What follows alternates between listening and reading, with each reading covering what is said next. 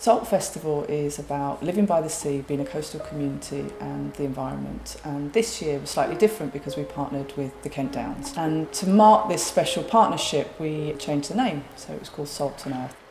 The Kent Downs, along with our neighbouring protected landscape in France, is an aspiring UNESCO geopark, and the festival is a learning opportunity for Kent Downs to launch the idea of the geopark into the community and to explore what that means to people. Working with Salt to pull in artists that would help audiences get excited about the special geology around us and, start to act like a geopark. We've commissioned artists to present their interpretations of what it's like to live between the Downs and the sea. They've all been working over the summer on something to present during the festival, but we said that it didn't have to be finished work, to think about it as a long-term process, but what we're showing is their initial ideas. So lots of the artists really started thinking about deep time, and one of those was Alison Neighbour. I was thinking a lot about the Warren and the cliffs on the Warren, how much time is wrapped up in them. The numbers become really incomprehensible. So I was thinking about how we can then walk down through time and arrive at this boat and then look back up the way we've come. Alison would walk them out into the sea and leave them there alone to think about those chalk cliffs and have a moment of their own. To have that experience as a human of being in this tiny, unsteerable boat and looking up at something that is just so vast that our brains can't comprehend it. The aims of the geopark are to bring the community closer to the geological story, closer to the biology and the biodiversity of the area, and also how those impact the cultural stories and the human stories. By collaborating with artists and community groups, it's also been about trying to understand what are some of the challenges to accessing the landscape.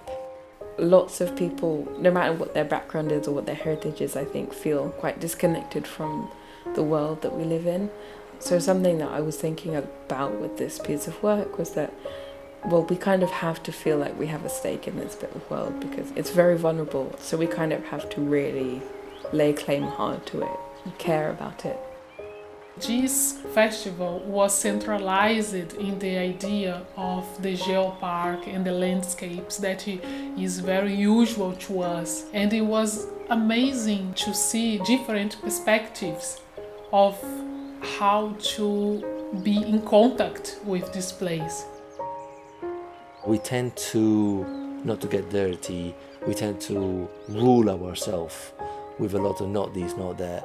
And I think one way to get to know a bit better is actually a physical and playful experience.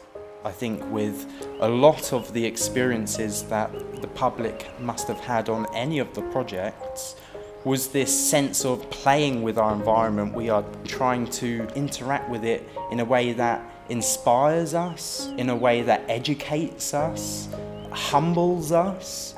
It's about giving the community new experiences. Maybe they're visiting places that they maybe just didn't even know existed.